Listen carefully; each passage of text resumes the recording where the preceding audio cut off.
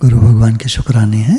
आप दान पुण्य करके, बड़ा उपकार करके इतना लाभ नहीं ले सकते जितना लाभ भगवान के चरणों की शरण होने से ले सकते हैं। जैसे सेठ जी हमको दान दें तो कितना देंगे? कुछ रुपए दान देंगे, या कोई कपड़ा दान दे देंगे, या कोई चीज़ दान दे देंगे, कोई बर्तन दे देंगे, बर्तन में सामान रख के दे देंगे, मिठाई रख के दे देंगे, और क्या देंगे। और अगर हम सेठ जी के हो जाएं कि मैं तो आपका हूँ सेठ जी, तो वो क्या नहीं दे देंगे हमको, को क्या नहीं दे सकते हमको। तो ये तुलना संसार की फिट नहीं बैठेगी। भगवान तो सर्वसमर्थ, सर्वोपरि हैं, सब कुछ हैं। अगर हम उनके शरण हो जाएं तो वो क्या नहीं कर दें हमारे लिए। परमात्मा के साथ हमारा अकाट्य अटूट संबंध है। हम भगवान के हैं, पक्की बात। हम उन्हीं का अंश हैं, उन्हीं से आए हैं, बिल्कुल पक्की और सच्ची बात है। ये संबंध कभी टूट ही नहीं सकता। इस संबंध को जीव भूल गया है, भगवान नहीं भूले। इसलिए जीव के ऊपर ही भगवान की तरफ चलने की जिम्मेवारी है। हमको ही मानना पड़ेगा कि हम भगवान के हैं। भगवान नहीं भूले। भगवान तो कहते हैं तुम मेरे हो। ईश्वर अंश जीव अविनाशी, चेतनमल से सुखराशि, ममे वांशो जीव लोके जीव होता सनातन। ये जीव मेरा ही अंश है, सनातन अंश है, बिल्कुल मेरे जैसा है, सच्चिदानंद स्वरूप है, चेतन है, अमल है, सहज सुखराशि आनंद स्वरूप है। ये बिल्कुल मेरे जैसा है, मेरा है। पक्की बात। आप केवल सुन के छोड़ मत दीजिए, विचार करके देखिए कहाँ से आए हम लोग। इस संसार में जब ये संसार नहीं था तब कुछ भी नहीं था ऐसा कहते हैं, तो कौन था? सिर्फ एक परमात्मा थे। हमारे शास्त्रों ने, गुरु ने, सब ने, विचारकों ने बताया कि जब कुछ नहीं था तब परमात्मा थे। आज सच, जुगा सच, है भी सच, नानक उसी भी सच। जब कुछ नहीं था तब भी परमात्मा थे, आज भी हैं, आगे भी रहेंगे। ये संसार प्रलय हो जाएगी इसकी, भगवान रहेंगे। तो हमारी जिम्मेदारी है हम भगवान को अपना माने। भगवान तो अपनी ओर से कृपा कर ही रहे हैं। अब कृपा को हम जैसे भी समझते हों, जैसे पापी को दंड देकर सुधारते हैं, नरकों में डालकर पवित्र करते हैं, इस तरह भगवान तो संपूर्ण जीवों का पालन पोषण करने में, उनको पवित्र करने में लगे हुए हैं। भगवान सबका पालन भरण पोषण करते हैं। अब हमें वो चीज़ ठीक लगे न लगे। बच्चा कहता है माँ मुझे ऐसे क्यों नहलाती है, इतना क्यों रगड़ रही है यहाँ पर। अब वो मट्टी सूख कर चिपक गई है बुरी तरह।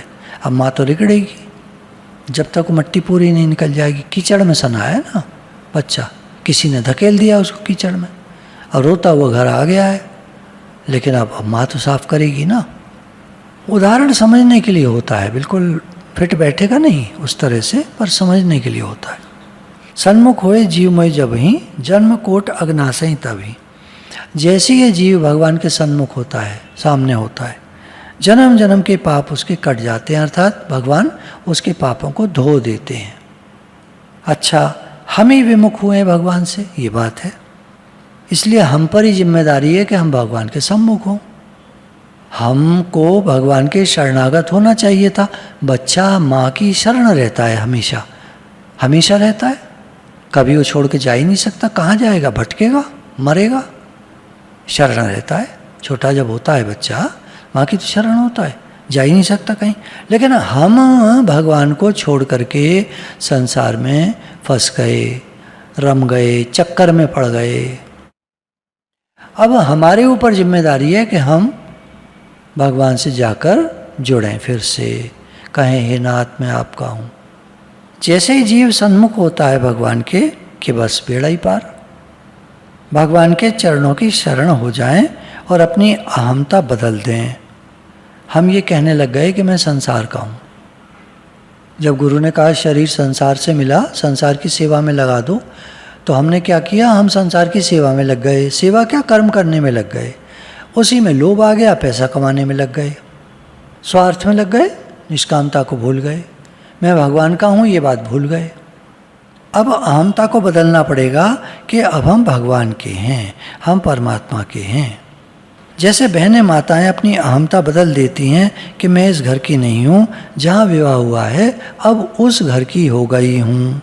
उनका गोत्र बदल जाता है, पिता वाला गोत्र पुराना नहीं रहता, अब नए गोत्र की हो जाती हैं।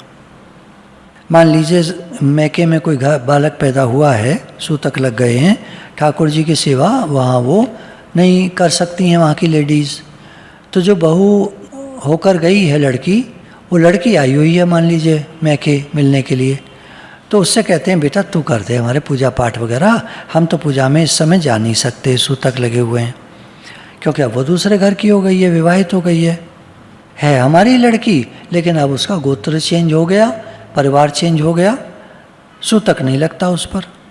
अगर ससुराल में बालक पैदा हुआ तो सूतक लग गए।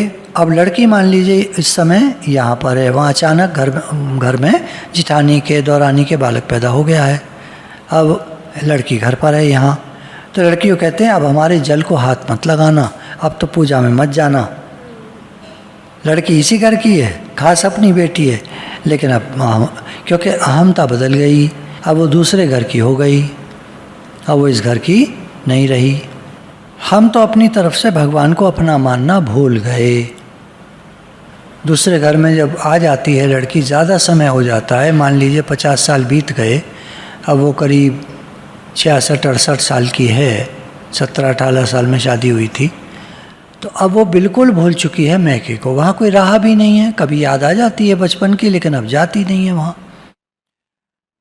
इसी तरह से जब से हम संसार में आए, किसी ने नहीं बताया कि तुम भगवान के हो, तुम भगवान के पास से आए हो और एक दिन तुम्हें भगवान के पास वापस जाना होगा, तो तैयार रहो, तैयारी करो उसके लिए। क्या? Life is preparation for going back to God, Bible में लिखा है। तात्पर्य है कि भगवान को याद रखो, जब कभी भी समय आएगा, चाहे 100 साल में आएगा, याद तो रहे कि मैं भगवान का हूँ, तो हम वापस भगवान के पास चले जाएंगे। याद ही नहीं है तो कहाँ जाएंगे? चलो 84 के चक्कर में जाएंगे, पता नहीं क्या क्या कर्म किए हैं इस जन्म में, कहाँ पहुँचेंगे क्या पता। बच्चा माँ को अपनी मानता है कि मेरी माँ है, पर कभी कभी किसी जिद पर अड़ जाता है, माँ नहीं दिला रही है सामान, कहता है जा तू मेरी माँ नहीं है और मैं तेरा बेटा नहीं हूँ, जा। माँ हंसती है क्योंकि वो जानती है कि बेटा तो मेरा ही है। बच्चा समझता है कि माँ को मेरी गरज है, बेटा बनना माँ को निहाल करना है, कि मैं कहूँगा मैं तेरा बेटा हूँ तो बड़ी खुश हो जाएगी, और नहीं मैं कह रहा तो अब क्या कर लेगी, ये गरज है इसको तो मानेगी, नहीं बेटा तो मेरा ही बेटा है। तो जब कहता है कि मैं तेरा बेटा नहीं बनता, जा तेरी गोदी में नहीं आऊँगा, परंतु हानि किसकी होगी? माँ की क्या हानि है? माँ तो बड़ी है, माँ की क्या हानि है? हानि तो बेटे की है। माँ तो बच्चे के बिना वर्षों से जीती रही है। मान लीजिए 25 साल में जाकर बच्चा हुआ तो 25 साल तक बिना बेटे के जी है, वो तो उसको आदत है, उसके तो कोई था ही नहीं ऐसे आगे पीछे इस तरह।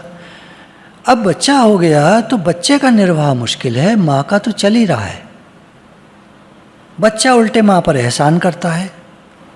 अब इसी उदाहरण को हम ऐसे ले लें कि चलो कभी हम नाराज़ हो जाते हैं भगवान से, तो हम कहते हैं जाओ भगवान हम तुमको नहीं मानते, तो हम एहसान करते हैं भगवान पर जब हम उनको मानते हैं कि हम तुम्हारे हैं, तुम हमारे हो। भगवान के एक बड़े प्यारे भक्त थे, दिन रात भगवान भजन में लीन रहते थे। किसी ने उनके लिए एक लंबी सी टोपी बनाकर उनको पहना दी, मस्त होकर कीर्तन करने लगे। कीर्तन करते करते प्रेम में इतने मगन हो गए कि भगवान स्वयं आकर उनके पास बैठ गए और बोले, भगत जी आज तो आपने बड़ी ऊंची टोपी लगाई है। भगत जी बोलते हैं किसी के बाप की थोड़ा ही है, मेरी है। भगवान ने कहा कि मिजाज करते हो, मतलब हमसे तुम अहंकार करते हो, दिखावा करते हो, बड़ी बात करते हो। तो बोले मांग कर थोड़ी लाए हैं, मिजाज काहे का? भगवान ने पूछा मेरे को जानते हो?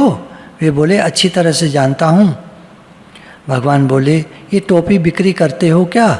तो वे बोले तो पापा देने को है ही क्या लाए हो खरीदने के लिए? त्रिलोकी ही तो है तुम्हारे पास, और क्या है तुम्हारे पास देने को?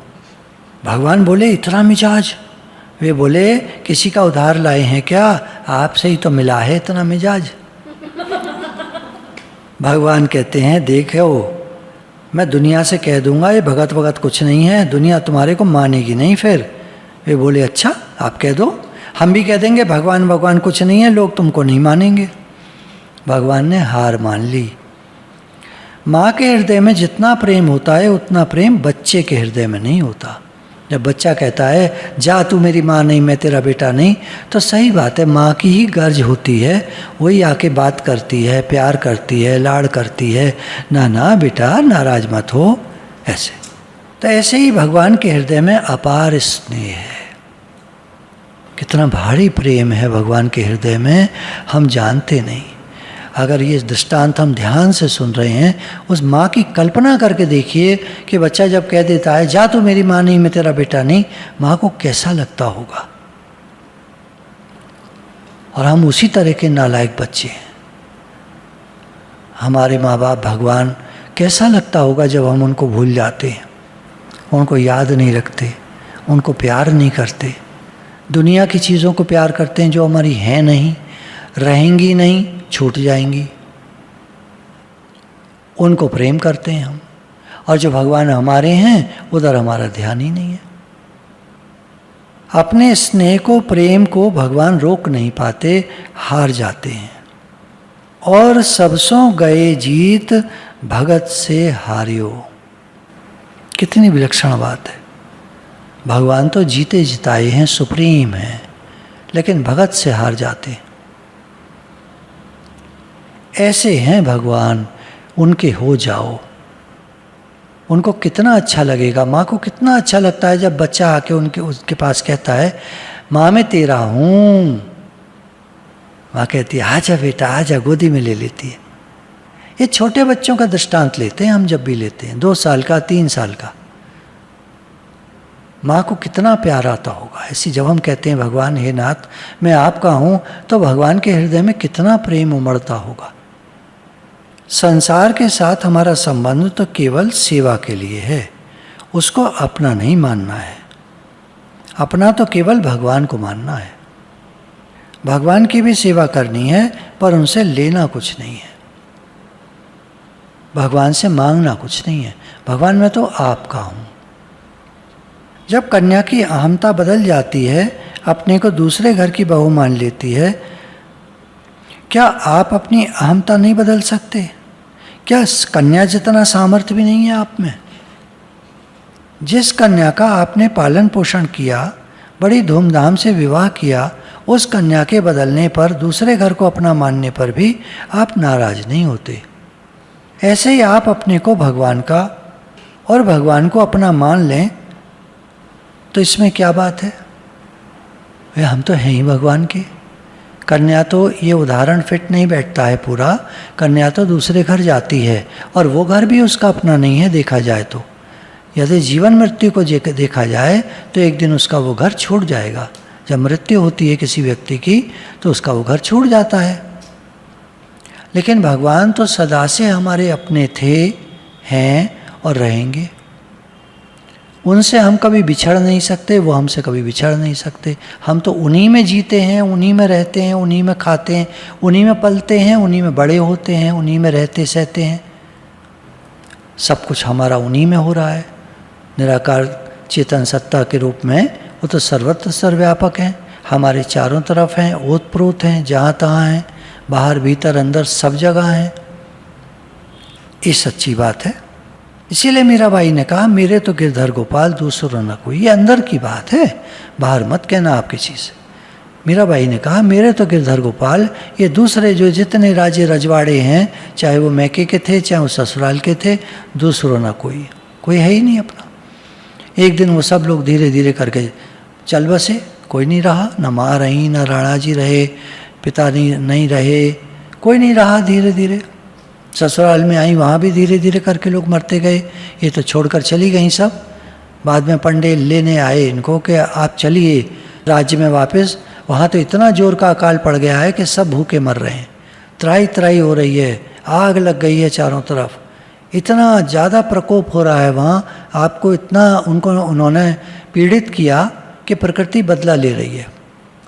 बहुत ज़्यादा मिन्नत की, तो मीराबाई भगवान के आगे रोती हैं, गिड़गिड़ाती हैं, अब मुझे वहाँ नहीं जाना वापस। तो भगवान उनको अपने में समा लेते हैं और पंडित जब मंदिर में प्रवेश करते हैं तो वहाँ सिर्फ उनका एक साड़ी का छोर, एक टुकड़ा मिलता है। मीरा वहाँ नहीं थी, वो भगवान के धाम सशरीर चली गई। तो ये सब दृष्टांत शो करते हैं कि हम भगवान के हैं, इस संसार के नहीं हैं। बाहर से ठीक है, करो अपना रोल करो। अमिताभ बच्चन रोल करता है, बाद में बैठ करके अपनी ही पिक्चर को देखता है, अपने को ही देखता है। इसी तरह इस संसार में रहो, live in the world but not of the world. संसार में रहो, एक पिक्चर की तरह एक्टिंग को चलने दो। रोल चल रहा है, रोल को चलने दो। व्यवहार तो व्यवहार की तरह चलेगा, लेकिन मैं और किसी का नहीं हूँ, मैं केवल भगवान का हूँ। इस बात को हम बिल्कुल पक्का कर लें।